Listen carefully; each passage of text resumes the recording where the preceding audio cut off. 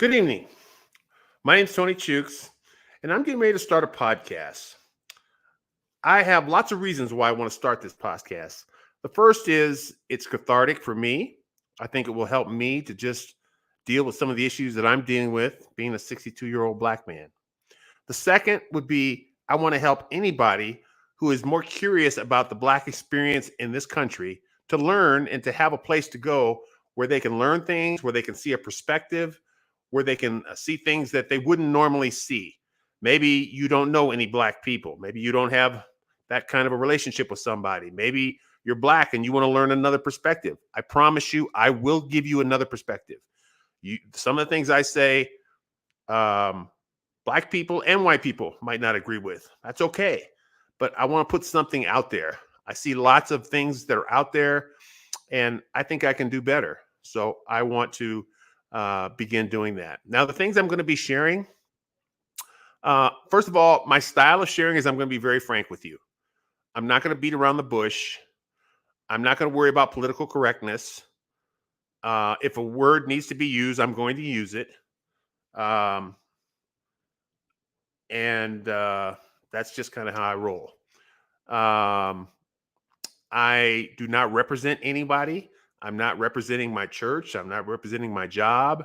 I'm not representing all 46 million black people. I represent Tony Chooks, who's lived 62 years on this earth as a black man and has a perspective. And I want to share that with you. So that's kind of what's going on. In order for you to understand why I'm doing what I'm doing, I think you need to understand my background. I think you need to know a little bit something about me. So this is going to be probably the longest podcast I do, which is my background. You don't even know who I am. So it's kind of long. If you don't want to listen to it, that's up to you. But in order to understand where I'm coming from and why I'm saying some of the things I say and why I do some of the things I do, you probably want to listen to this. Okay, let's get started. I was born in Vallejo, California in 1959 at Travis Air Force Base. My dad was in the military at the time. He's in the Air Force. And that's where I was born. I'm the oldest of 5 boys.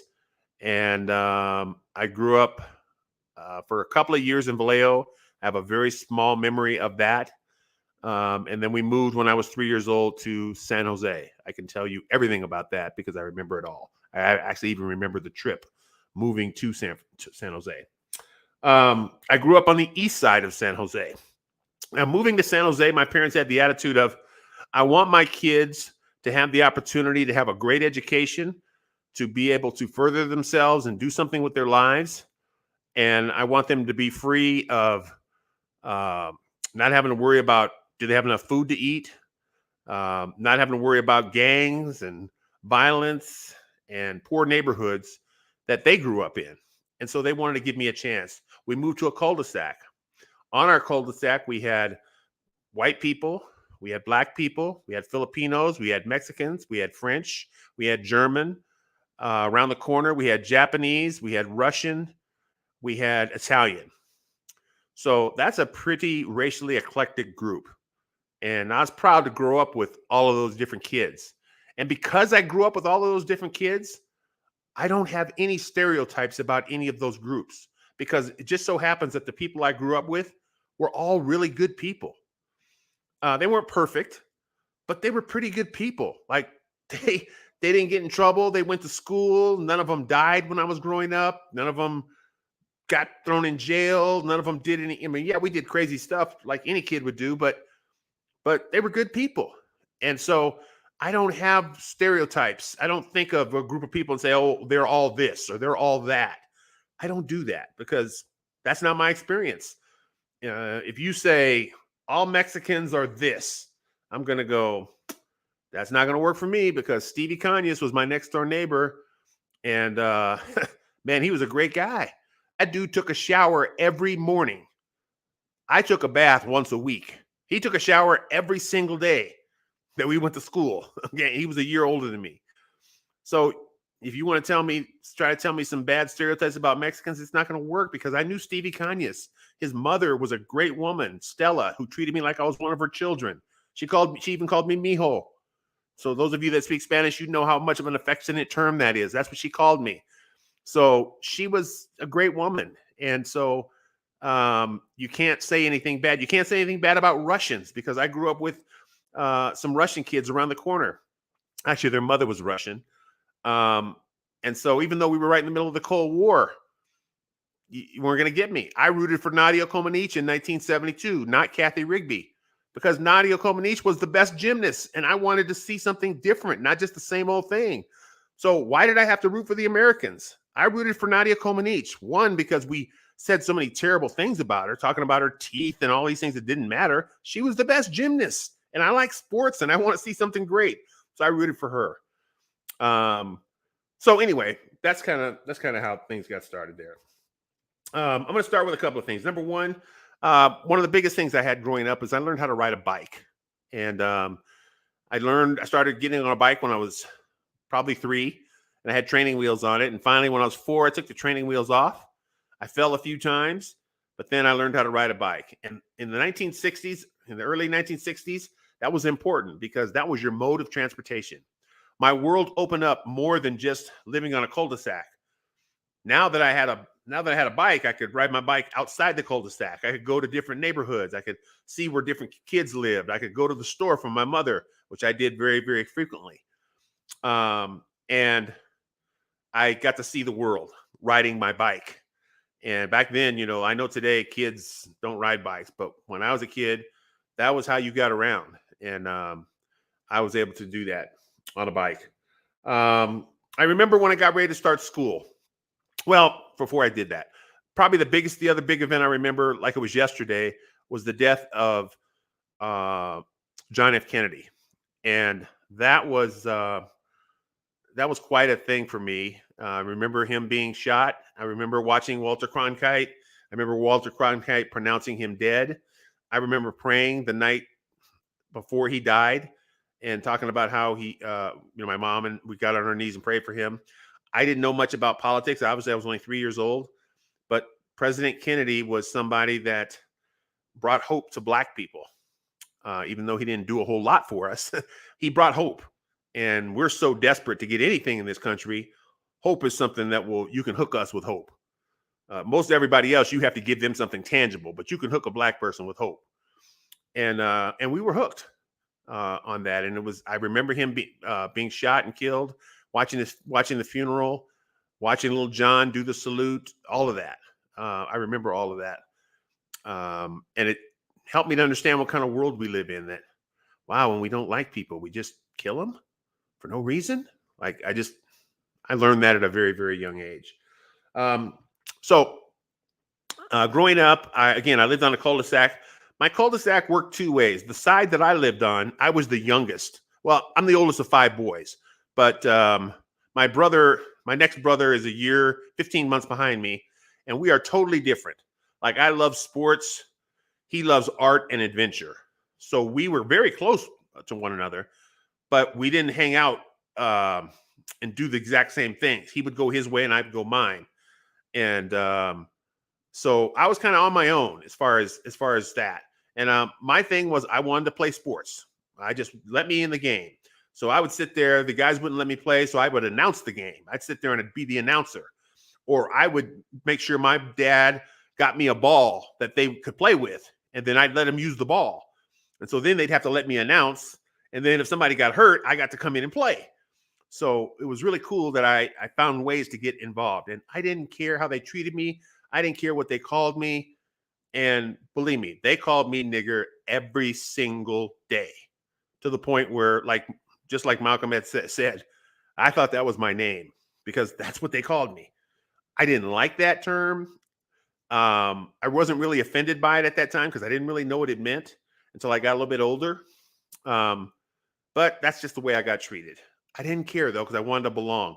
On the other side of the cul-de-sac, when I went over there, I learned that I was the big man on campus and I could dominate and do what I wanted because there were no kids that were, well, a couple of kids older than me, but I could still physically handle myself.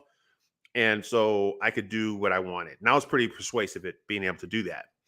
So I was the big man on campus if I went on the other side of the street, but I was the small runt on my side of the street. On the other side of the street, there was no sports competition. I tried to get those guys to play baseball or whatever. They weren't really into that. I guess you could say back then those were the nerd kids. But I'm glad I hung out with the nerds because they helped me get some nerdiness too. I love mathematics because of those guys. And I won't go into all of that, but I'm a math nerd. I'll just let you know that. I remember when I started kindergarten, 1965, my mother told me, you will have to work twice as hard as a white kid if you want to get anywhere. And I didn't understand that. It didn't take me long to understand it, though, once I got into school, because she was right.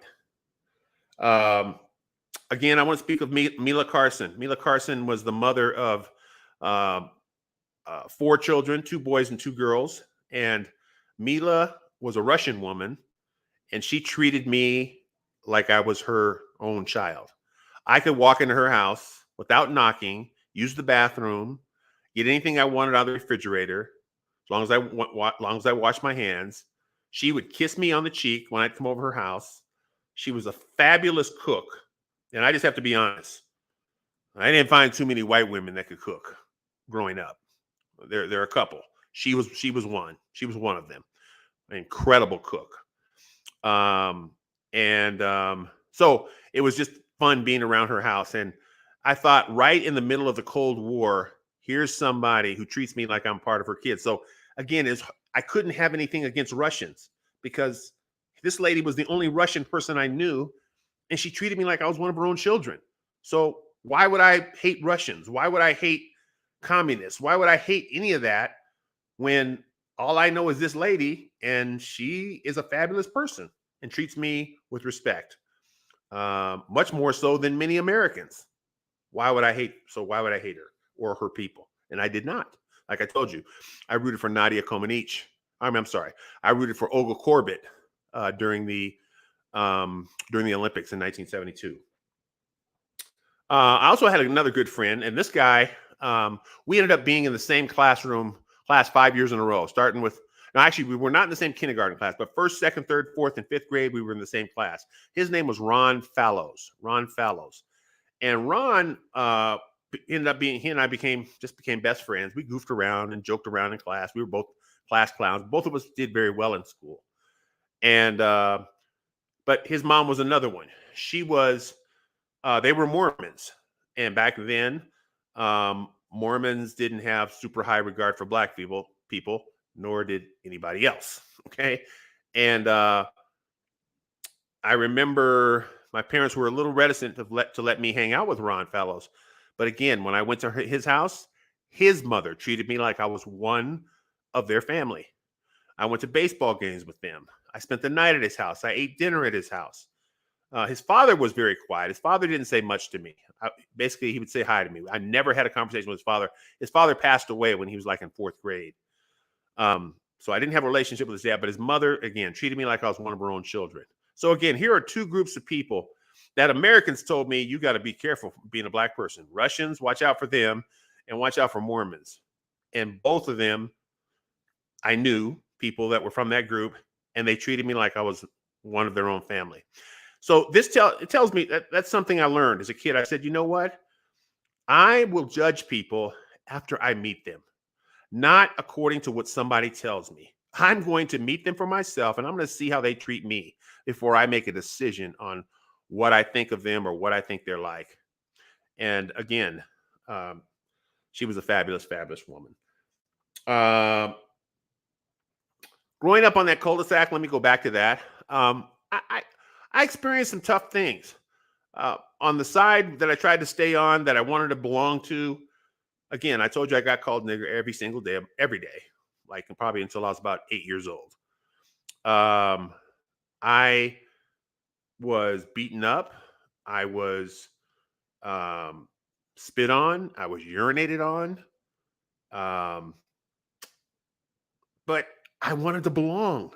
And if that's what it took to belong, I was willing to endure that. Now, I'm bigger than all those guys who used to do that stuff to me now. And if I ever go find them, I could have a lot of fun. Okay? Because I guarantee you none of them could deal with me. And I would have fun with them. But I don't hold any grudges toward that, because that's just the way things were.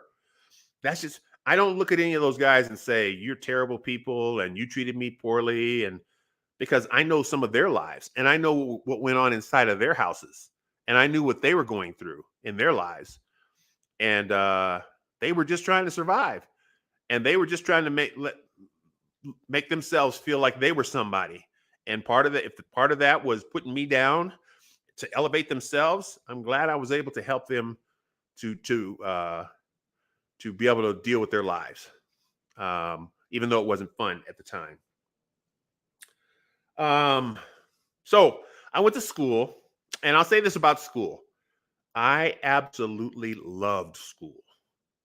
I will tell you this: I'm the only Black person I know growing up that loved school. I went to an all Black Baptist church from 1963 to 1971. And when I say all Black, I mean all Black. And I mean, I never saw a white person. So for 8 years, I went to church. I never, ever saw a white person in the church, ever. It was all Black people. So I learned some things, some good, some bad. But it wasn't really something that I was super excited about. My mother made me go, and my father encouraged me to go. I wanted to be like him and stay home. My dad didn't go. He'd basically go on Christmas, maybe, or once a year, twice a year, something like that. But he stayed home and watched the football game, which is exactly what I wanted to do. And back then, you had no VCR, you had no way. So when you got home, the game was over. I'm a Raider fan. I've been a Raider fan since about 1966. And when you get, by the time you get home, you have to ask your dad, hey, what happened? And he'll tell you, 10 minutes summation, or he'll tell you in about 20 seconds what happened. And then you can watch it on the news and get about, a 10-second clip. And that's about it. There was no Sports Center. There was no Facebook. There was none of that stuff. So I was very disappointed that I missed the entire, I would miss a whole season because I had to go to church. And church for Black folks was an experience.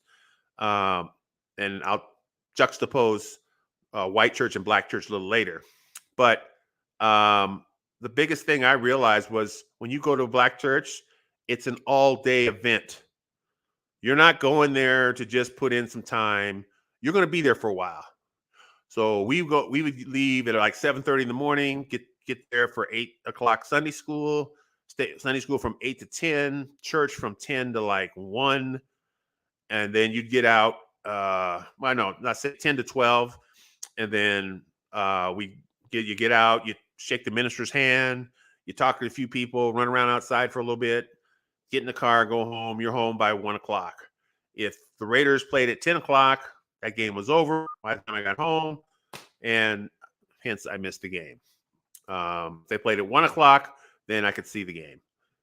So that's kind of how things went with that, with my church situation. But that was a tough situation there to just go to church like that every single, and we went other times too, Wednesdays, and I can't remember the days, the choir and different things. But my mom really wanted to make sure that we had a church experience, and I'm glad she did that.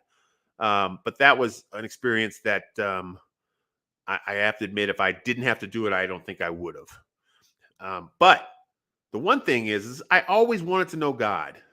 And I always thought that was an important thing in my life. And the way I was going to do it is I was just going to wait till I was old enough and sit down with a nun. I don't know what it is with me, but I trust women a lot more than I trust men. And so I can see through people pretty easily. And most of the ministers I saw, they were phony. There wasn't a real passion. It didn't look like they really enjoyed what they were doing. It was a job more than a calling, at least from what my perception of what I saw from them. And so I would see, and I'm not Catholic, but the only religious women you'd see were nuns, and I just respected nuns. One is because I loved The Flying Nun.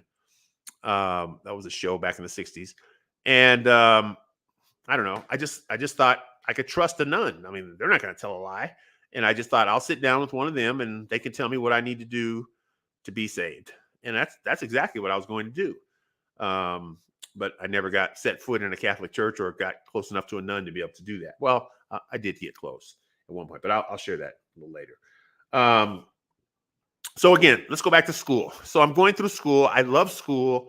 I thought I was fantastic, and I believed everything they said in school. I mean, I ate up everything they said in school. Don't do drugs. Be honest. Do your homework. Study hard. You can get to be anything you want if you apply yourself while you're in school. So I took school very seriously. Now I was a class clown and I joked around, but I got very good marks. I was at the top of my class in every class that I was in.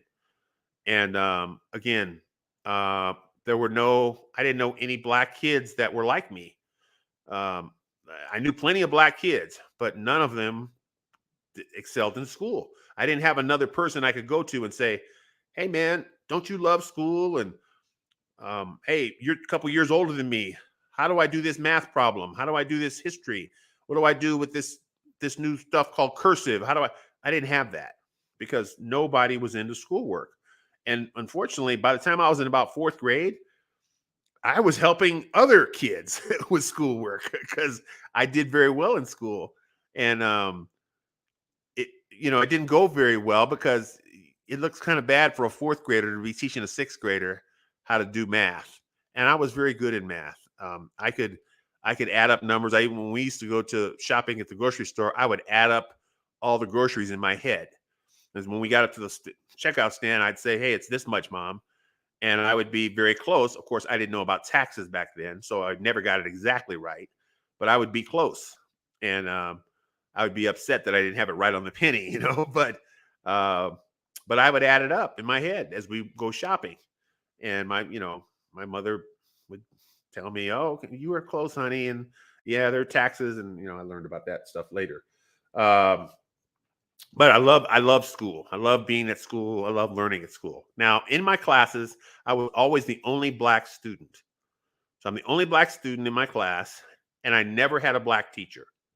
So I want you to understand something. Here I am at a place that people are supposed to believe in you and help you, and not one person there looked like me. What do you think that did for me as a student? Nobody looked like me. Not only did anybody not look like me, none of the curriculum reflected me. I will never forget, and I can't remember if I was second or third grade. I think it was second grade when we started learning about slavery. And I remember opening up the book and seeing this really dark black figure with bug eyes, and you could see that he was scared. And it was a white man whipping him. And I was just mortified. Like, are you telling me this is it? Are you telling me this is all we did was get our butts whipped by white people? That's it? We didn't do anything else? Nothing? We didn't learn anything? We didn't contribute anything? I'm learning about George Washington and how great he was, and Thomas Jefferson, both men who owned slaves, by the way, how great these men were, and and I'm going, wait a minute, there's nothing? No black people did. All we did was run around Africa saying ooga booga. Tarzan was king of the jungle. He shows up and he can talk to the animals and he can speak our language. But anytime I watched Tarzan on TV, he couldn't even speak English. So I always found that kind of odd that he was that smart. But anyway, that I was just mortified that that's all we did, that's all we knew. And so I internalized that and I said, let me get something clear here. Any of you white kids in these classes who think you're ever going to treat me like that, you got another thing coming. I will light you up like a Christmas tree on the 24th of December in a shopping mall if you ever put your hands on me. And they didn't. Now, I got beat up by kids 3-4 years older than me. But anybody within a year of me did not mess with me. I was always, like I said, at the top of my class academically, and I could always handle myself physically with any kid in the classroom. So I ended up being a leader. I ended up being the guy who picked the sports teams. I ended up being the guy who set the rules for how we did things. Like I say, I was the class clown. I could joke around. I had a lot of uh, privileges because of the way I did things. Um, so let me hit a couple of things in school. I remember I had a substitute teacher, and his name was Mr. Stout, and he was a magician, an amateur magician. He would always do a magic show at the end of class for us, and I liked him. But one day he decided to ask us what we wanted to be, what when we grew up. And so my dad was an electrician, and normally I would say electrician, but this time I decided I'm going to say whatever the guy before me says. So we're going around the room, and I'm like about 2/3 of the way through the room, and the guy before me says, "I want to be a doctor," and so I say, "I want to be a doctor." Mr. Stout stops the class and he says, "Wait a minute." He says, "You can't do that." And I said, "Why not?" He says, "You need to get a trade." Now, Mr. Stout was about 60 years old. So that means he was probably born in about 1905. Totally understand why he would say that. Completely understand why he would say that. But I hope you understand how wrong that was to tell a 6-year-old kid who's in the top of his class that he can't be something. Now, you're going to let every white kid say whatever he wants. But as soon as it comes to me, you're going to tell me that I have to have a trade, that I can't be a doctor. And you're going to say it in front of the entire class. You're not going to pull me aside and tell me that. You're going to tell me in front of the entire class, which is what he did. Well, I didn't like the fact that he was telling me that I couldn't do something. So I went home and told my mother. Whew. My mother, I don't know what she said. I don't know what she did. I know this. Mr. Stout's magic career was over because he disappeared. We never saw him again. That was the end of Mr. Stout. My mother made sure that he never came to our class and he was never a substitute teacher again. And I never saw him again. He might have done some other class, but he never did mine. So my mother made sure that situation was rectified. And I remember that. I remember going through that and doing that and how I felt about that. I also had, I also looked at my situation while I was in school, and I just thought, I want to make sure that I'm doing the best that I possibly can. I remember hitting third grade. In third grade, I was in a mixed class. So I was fourth grade. I was a third grader, but I was with third and fourth graders in that class. So the teacher would spend half the class teaching third graders, and then the next half she teach fourth graders. But since I was in the class, I go, well, I'm done with my work. I'm gonna learn the fourth grade stuff. So I remember I learned how to cursive write when I was in third grade. She was teaching the fourth graders cursive writing, and I'm like, well, I'm here. What am I not going to listen? So I learned fourth grade stuff while I was in third grade. That's probably the best thing that ever happened to me because it kind of put me like a half a year ahead of everybody else. Because again, I love school and I got to learn fourth grade stuff along with the stuff I was supposed to be learning for third grade. So by the time I got to be fifth grade, I was really, really doing well in school. Like I'm getting A's in everything. And they didn't really give letter grades back then, but I don't know what they said. I don't remember how they worked them, but they didn't give letter grades. But, I got really high marks in fifth grade. And I remember in fifth grade, Miss Church was our teacher. And the thing I learned how to do was square dance. Now, I'm not a country music fan. I love Willie Nelson, but that's about the only person I can name country. I mean, I know Garth Brooks, and I know there's a couple of black people that do country music. I don't know who their names, but I really do like Willie Nelson. But other than that, I'm not. I don't know a whole lot about country music. But I love square dancing. We learned how to square dance, and we were good. We were so good that the teacher was going to try to get us to go on tour. We did a square dance for the whole for assembly for the entire school. We were that good, and I love to dance. Now I was, Soul Train type of dancing. That was me. But square dancing I thought was cool. This is pretty cool. Because you got to hold a girl and stuff like that. And I'm the opposite of most people. I was into girls when I was in second through maybe fifth, sixth grade. And then when you hit puberty and you're supposed to be into girls, I wasn't into girls. All I cared about was sports. A girl that's okay. Can you throw a ball? Can you throw me the ball while I shoot free throws? Can you dribble? Well, if not, then you don't want to hang around me. If your name wasn't Spalding, Wilson, or Voigt, I'd had nothing to do with you. So I just didn't mess with girls.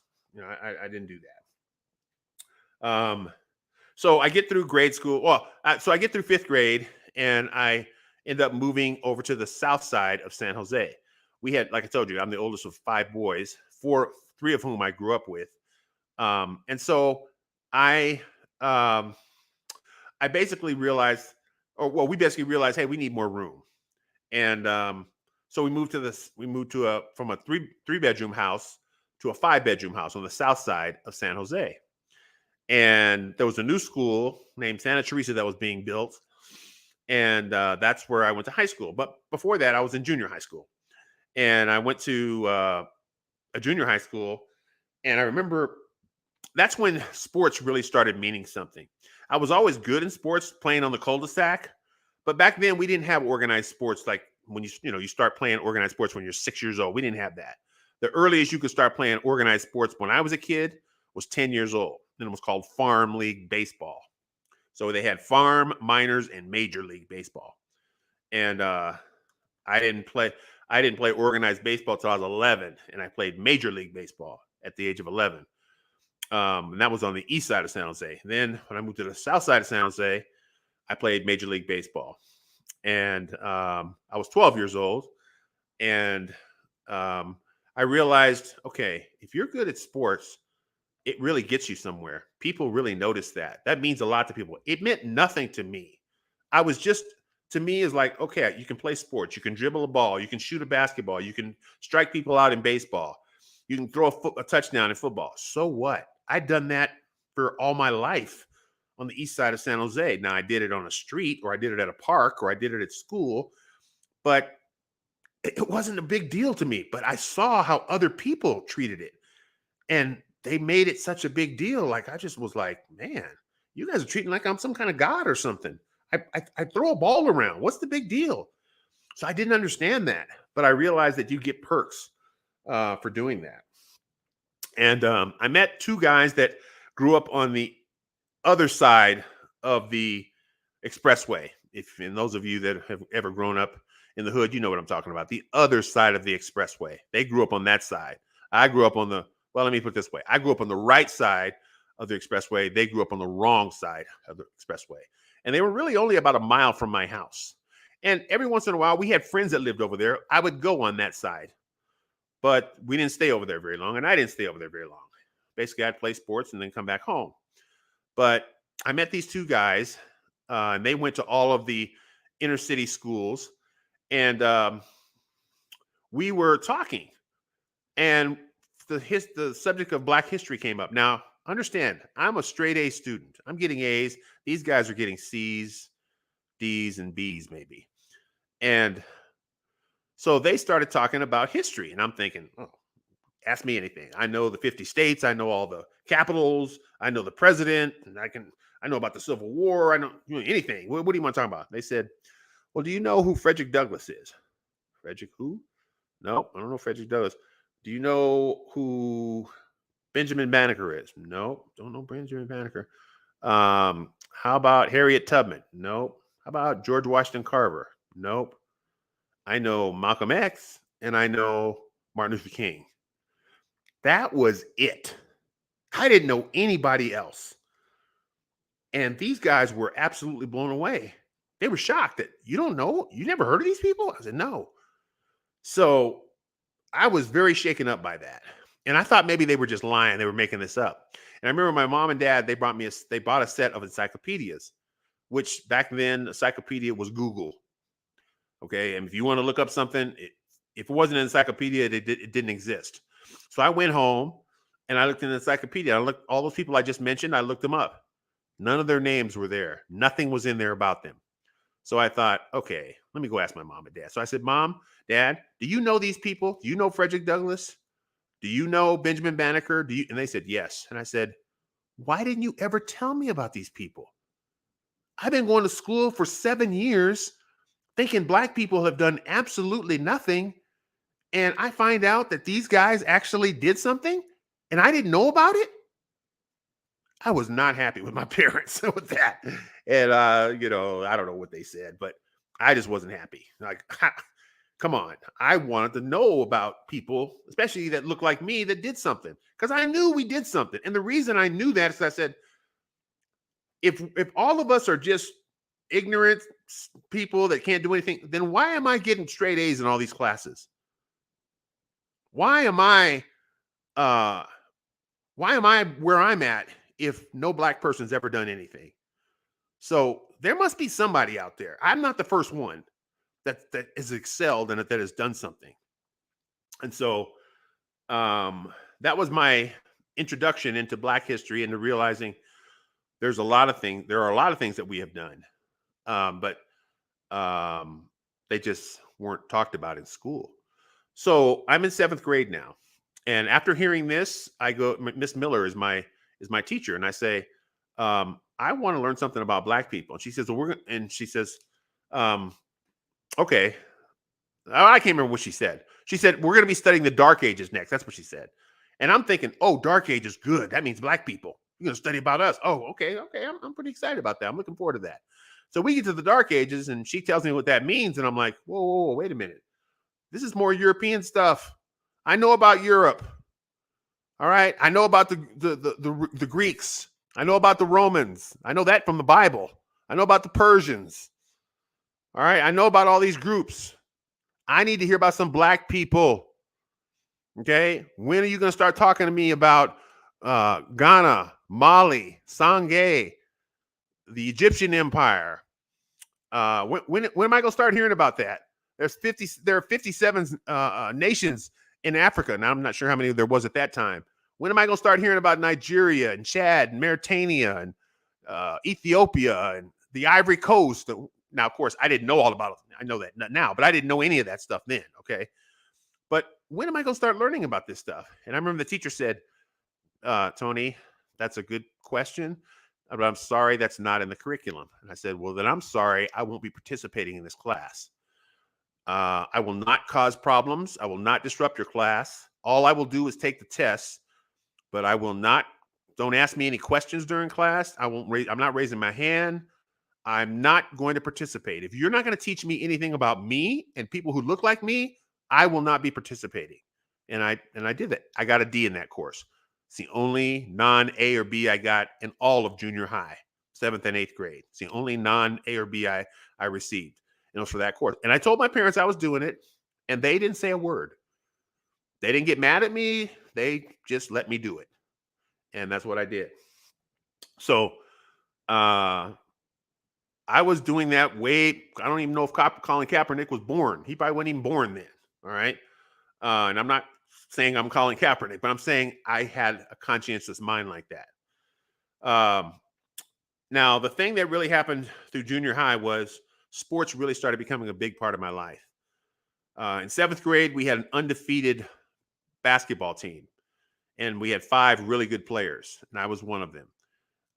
Then in 8th grade, I had a growth spurt, and I don't want to brag, but I will say I was probably the best 8th grade basketball player within a 50-mile radius of my house.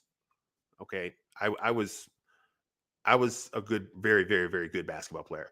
And I would say I was probably in the top 10 best 14-year-old baseball players in my area.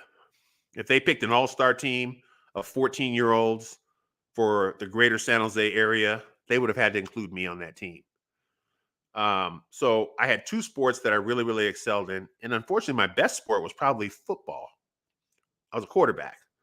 But I won't get into that. But anyway, I was outstanding in sports. I'll just suffice it to say. And again, I told you how people treated me. Well, it started to get more and more prevalent as I got higher and higher in school.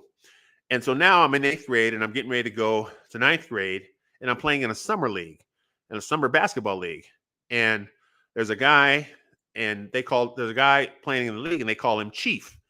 And this guy was like a stud. This guy was like 6'5", 220 pounds, absolutely ripped, probably a 40-inch vertical.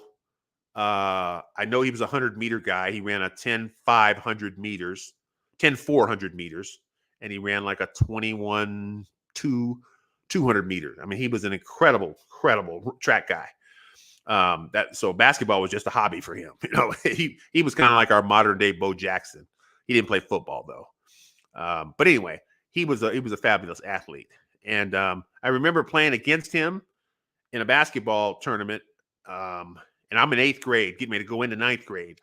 And I'm playing against him. He's a sophomore, getting ready to be a junior. And I remember I blocked his shot a couple times. And the other guys looked at me and thinking, who is this guy? Nobody blocks the Chiefs shot. Who is this guy? And so they asked me, well, what grade are you in? What are you, like a sophomore, junior? I said, no, I'm in 8th grade. Well, their jaws dropped. They couldn't believe that I was in 8th grade. And I saw how they reacted again to me. And I'm like, why are these guys making such a big deal about I've played hundreds of basketball games on the playground and blocked lots of people's shot. What's the big deal? And of course, in your neighborhood, you're just another guy. But when you go somewhere else and you have talent, people look at that and, they want to deify you. And so this started happening to me. And I started realizing, whoa, okay, this is going to change my life a little bit. So I get to high school, and I'm voted king of the homecoming king as a freshman. Now, I didn't even go to the homecoming dance. I didn't even go to anything, but I had to go to this because I was the king. And I didn't lobby for this. I didn't do it. People just knew who I was. And my freshman year, we only had freshmen, sophomores, and juniors. And so they wanted me to play varsity basketball. And all my friends played JV basketball, and I wanted to play with them. I could care less about playing varsity. It didn't even enter my mind. I wanted to play JV because that's what my friends were. And the varsity coach said, no, I want you to play varsity. And so I asked my dad about it, and he said, yeah, you should probably do that. So one of the few times my dad actually gave me advice on sports. And so I did. And I ended up starting as a freshman. Well, in 1974, California has 9 sections, and I was in the CCS, the Central Coast section. To my knowledge, I was the only freshman that started varsity. I also played varsity baseball my freshman year. So to play 2 varsity sports in your freshman year, that put me to God status in high school. Like, I was an immediate God once I hit high school. I had people telling me, you're a phenom, you're this, you're that. And I'm just going, and again, when I go back to my block and I'm on my block, I'm just Tony. Nobody cares that I scored, how many points I scored. Nobody cares that I was in the newspaper. And you got your name in the paper. My freshman year, I didn't get in there quite that much. But, if you look at the box score, I was in there. I didn't get headlines because I was a freshman. I didn't do much. But, I had some decent games. I think I averaged about 10 points a game. But that wasn't the point. The point was I was starting as a freshman. And then we won. I was the quarterback of the freshman football team, and we were 10-0. We won the freshman league, so we were undefeated. So I had a good freshman year, and I remember just seeing, okay, sports is going to make a big difference. Now let's go back to academics. I had a homeroom class. And that's the first class you go to when you come to school. And I remember being in that homeroom class. And I remember we had to do the Pledge of Allegiance. And I just thought to myself, I don't believe the Pledge of Allegiance is true. I don't believe this. So I'm not saying it. And I'm not standing. And my homeroom teacher was a war veteran. I don't know what, I'm guessing he was probably in Vietnam. And, I know he's probably in the Korean War. I'm going to say he's probably in the Korean War because he was probably about 50 years old. So he's probably in the Korean War. And he'd stand and he had his hand over his heart, and looking at the flag. And I'm sitting down. I'm like, nope, I'm not getting up for this. I don't believe this is true. Liberty and justice for all? No, this is not true. I'm not saying this. And that flag up there is a piece of cloth. And I'm not going to sit down and bow down to it just because you tell me to. And so he kicked me out of class. So I went to the principal, and the principal told me, Tony, just do me a favor. Meet him halfway. So I said, okay, I'll meet him halfway. So I stood up. I did not put my hand over my heart. I put my hands behind my back, and I did not say the words. And he scowled at me and looked at me and didn't like me. And I remember he gave me a B in the class. Now, the year before that, I had aced in a math class that was higher than what he was teaching. And I learned parabolas. I learned how to graph. I could graph parabolas and hyperbolas and ellipses, and all he had was algebra 1. So this stuff was review for me. There was no way that I should have gotten a B in that course. But here's what I learned: if you buck the system, people who have authority are going to make you pay for it. If you buck the system, people who have authority are going to make you pay for it. And I learned that from that class, because there's just no way I should have gotten a B in that class. And I didn't think about writing down all my scores and having, I did that later once I got to college. But in high school, I didn't do that. And I'd always got A's anyway. I mean, I'm coming out of junior high, 8th grade, I got nothing but A's and B's. Nothing but A's and B's. And primary, probably 70% A's. So I write stuff down when you're going to ace the class. I just didn't think about it. But if I'd have gone back and gotten my papers and said, here, I got 92 on this, and I probably could have proved that I deserved an A. But there's just no way this guy was going to give me an A, because, he could say, well, and back then you didn't give a syllabus. So he didn't say he basically said 90 to 100's an A, 80, 89 B, all that. But he didn't break it down to how you get it. So all he had to say was, well, for citizenship, he got a 0 because he didn't stand up for the Pledge of Allegiance. And that's worth 10% of your grade. So right there, he couldn't get an A. He could have said that. So I didn't really have a defense. I couldn't do anything. But again, I learned, you buck the system, you pay. And I was okay with that for that time period. All right. I go through high school. I have a very successful sports career. I end up being the 3rd highest scorer in the history of my league. I was in the Mount Hamilton Athletic League. And so for basketball, which that league lasted, I don't know, 50 years. I don't know how many years. Jim Plunkett was in that league. He came from James Lick High School. There were famous athletes that came from there. And I was the 3rd leading scorer in the history of that entire league in basketball. And so, I had something to hang my hat on. And, I did well in baseball also. So it really helped me. It helped me to realize, okay, you can do something with this. You can really parlay this into something. And unfortunately, that didn't work out real well for me, because I got a lot of scholarship. I won't say a lot. I got like maybe 20, 25 scholarship offers, but they were all from big sky schools. I was a good basketball player, but I wasn't great.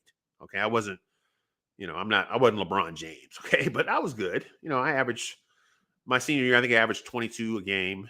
And in baseball, I probably struck out 10 guys a game, and in baseball, and probably had a 7-2 record or whatever. I don't remember, but I was a very good pitcher, and I was a very good baseball player.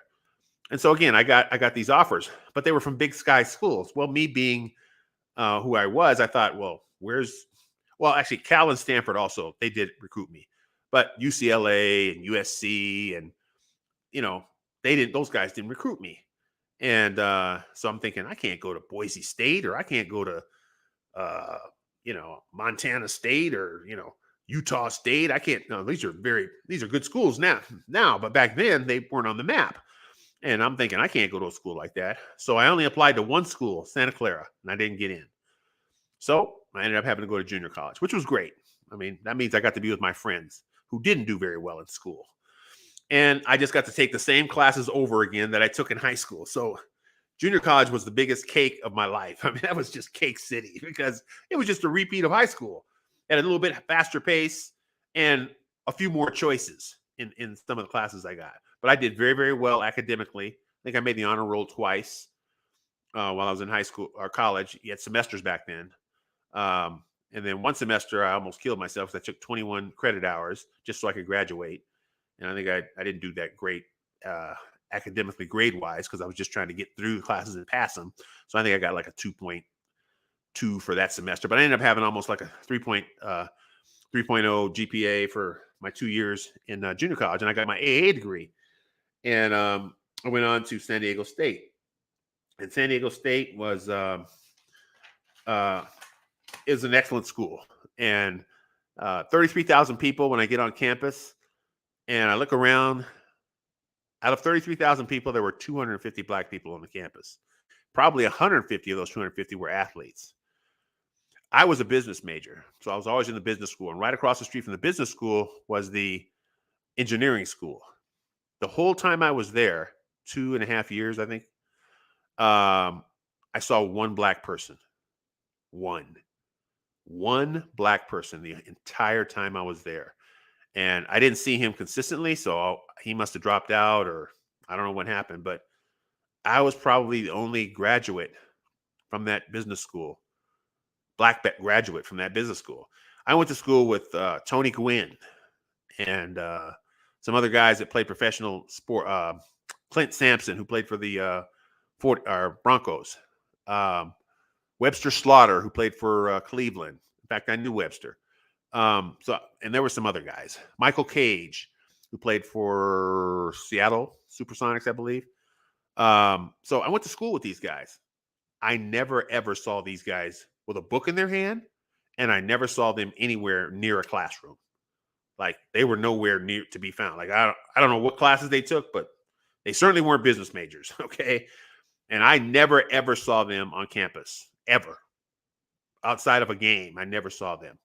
So it was a little discouraging, because I'm just thinking, okay, if education is the key to helping black people, there are 33,000 people here, and less than 300 of them are black. That means less than 1% of the people who are trying to get a higher education were black at the time. I'm like, come on, man, what the heck is going on here? This is not, this is not going to work. So I just thought, okay, I remember going to orientation and them saying, I can't remember the number, but they said on freshman orientation, they said 70% of you will not get your degree. Okay, well, I won't be one of those 70%. So you can stop telling me that, because I'm going to get my degree. And, it's almost like they were trying to discourage you to make you quit. I don't know why that guy that was his speech, but that's what he was saying. But at San Diego State, I was also into spiritual things, and I wanted to have a closer relationship with God.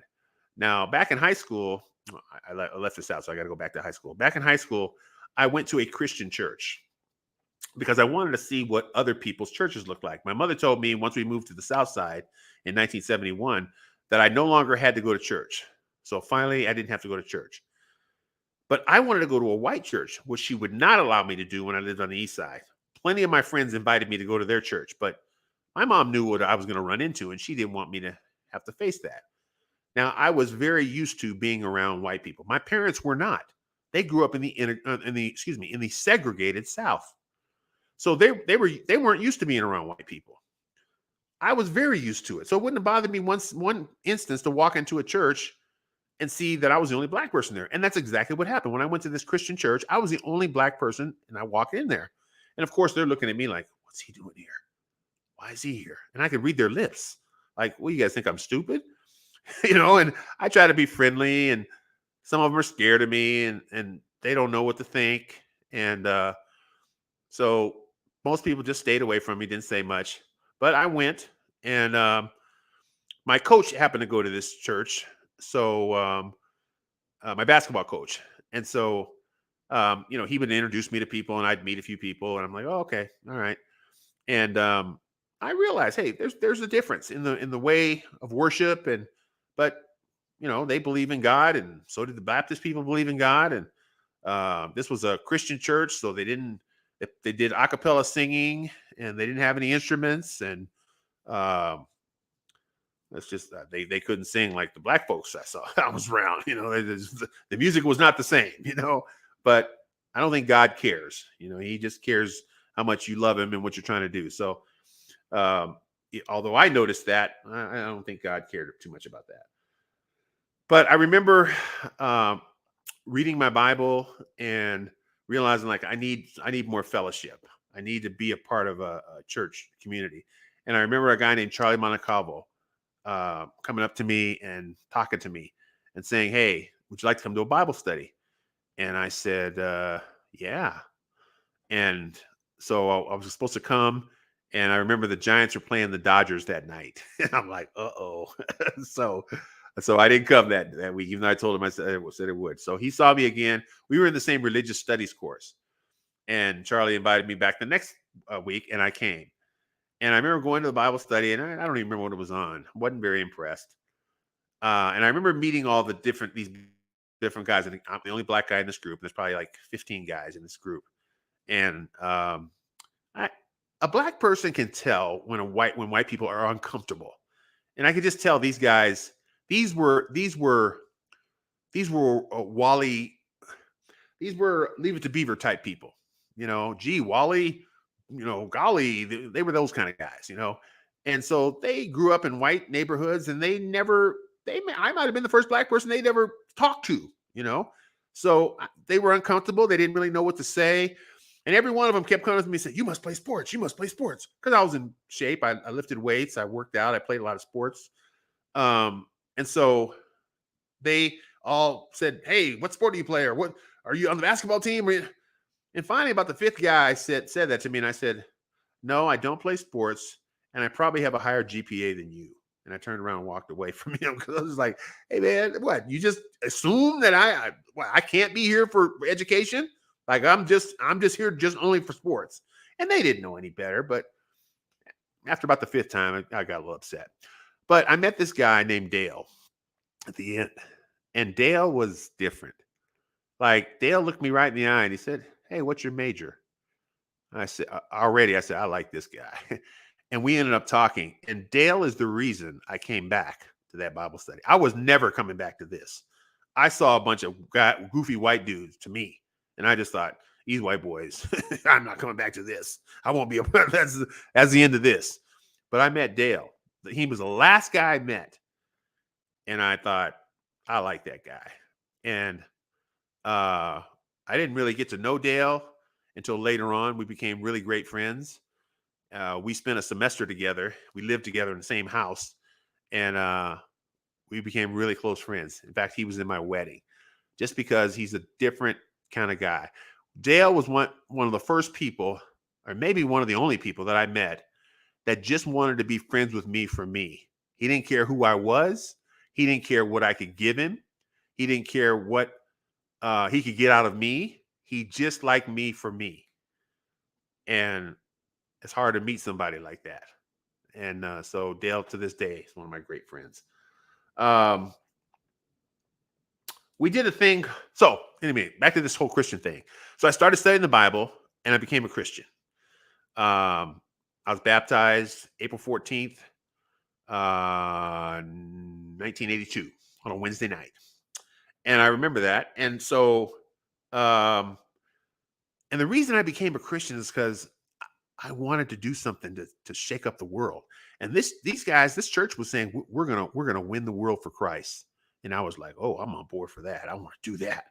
And this little old church in Poway, California said, "We're gonna win the world for Christ." I'm like, "Okay, let's do it." And there were like 300 members in that church. And I think there were about 3 or 4 black people, a handful of Hispanics, a couple of Asians, and the rest of it white. And I thought, time out. This is not going to work. If you think we're going to win the world with this demographic like this, not going to happen.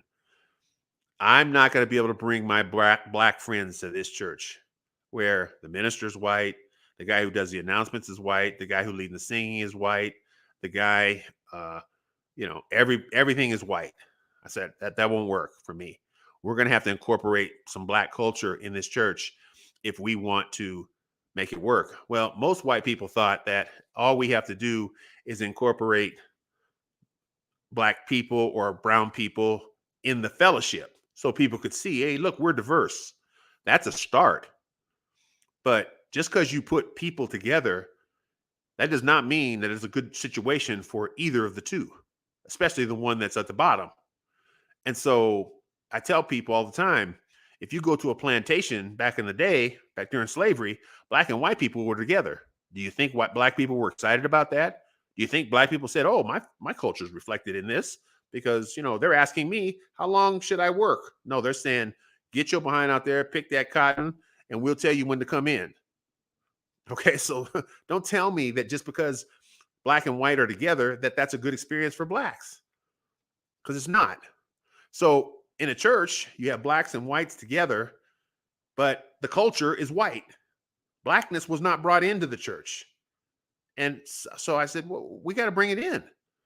And I didn't have a whole lot of people listening to me on that one. And the guy that I did share about that, he's no longer even with us. And I know I hurt his feelings because I was brutally honest. I just told him, hey man, you're out of your mind. This isn't gonna work. You got to get this isn't gonna work. We're gonna win the world with this? No. I hate to tell you, but white people are a minority group when it comes to the world. There are more black people than white people. There are more brown people than white people. There are more yellow people than black people. I mean, than white people. White people are the minority group of the world when it comes to the world. So I'm sorry. You can't be the leaders of this. You need to step back and let some other folks come in and lead. And they didn't like that. Well, you're just rebellious and you don't know how things work and you're arrogant and you're prideful. All those things probably true. But I know one thing, I was right. we needed to make some changes. And I remember we had this thing called Life, a campaign called Life. Love is for everyone. And I was chosen to be a leader in this group. And I'm out leading my group, I'm leading my people, and we have a little map of where we're supposed to go. And we're getting very, very close to the black neighborhood where the blacks and the Mexicans live. And there's a street there. And then if you cross that street, that's where the blacks and Mexicans live.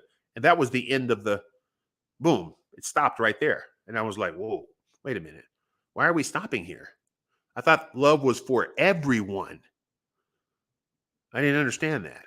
And so me being me, I said, I'm crossing the street. I'm taking some people. And I told the white people, you don't have to go with me because this is on the boundary, but I would love for someone to come with me. You don't have to do any talking. I will do all the talking, but I just want you to see that these people are not going to hurt you and they're good people. And so a couple of white people went with me, and we went around knocking on doors. And when you go to black people's house, they're very hospitable. And so you walk in, normally a woman answers the door, and and you tell them, "Hi, I'm with the church and the Poway Church of Christ, and we're doing this, and this, and here's this nice brochure, and we'd love for you to come to church." Well, baby, I go down here to the First Baptist Church, but come on in. Can I get you something to drink? Can I get you a piece of potato pie and some ice cream? I mean, you could get a full meal, just going to 10 houses. It was just amazing how much, how nice the people were. And I loved it for the white people who did come with me because they got to see, wow, these are just people. I mean, and nobody looked at them funny, and no one, look, I'm talking about the white person. Nobody bothered them. No one said anything to them. I got a lot of white people that slammed doors in my faces, told me to get off their yard, said lots of nasty things to me. That happened a lot because every neighborhood we went to was white. And so that happened a lot. But the black people, they treated me with respect. Now, they weren't going to come because they already had their own church, but they treated me. It was a fun experience and I enjoyed it. And I know the black people that were there also enjoyed it, which further helped me to understand we got a ways to go before we do this thing called winning the world. I'm going to wrap this up here because it's been over an hour. A couple of years after that, I went into the ministry. I was 24 years old when I went into the ministry. I will say this: while I was in the ministry, one of my things in the ministry is I realized race made white people very, very nervous and very uncomfortable. So I said, I'm not going to bring it up. So from 24 to about 30, I didn't. I brought it up one time and it didn't go very well. And so I said, you know what? I'm not going to bring this up anymore. And but when I turned 30, I changed my thought and I said, No, I did you a disservice by not telling you this stuff. I'm now going to talk. Well, I'm 62 now. I'm going to make up for lost time. I got a lot of things to say about race, and I hope you'll continue to listen as I share some of these things. I'm going to stop there. I know I didn't go all the way through my life, but basically, I worked in the ministry till 2002. Then I became a teacher. Did that for 6 years. School teacher. I taught mathematics, and worked for the Department of Defense as a contractor for the last 12 years. Fabulous job. Great people. So that kind of brings you up to now. Thank you for listening, and I look forward to the next time. And we'll get into the meat of the things as we talk about racism. Thank you very much.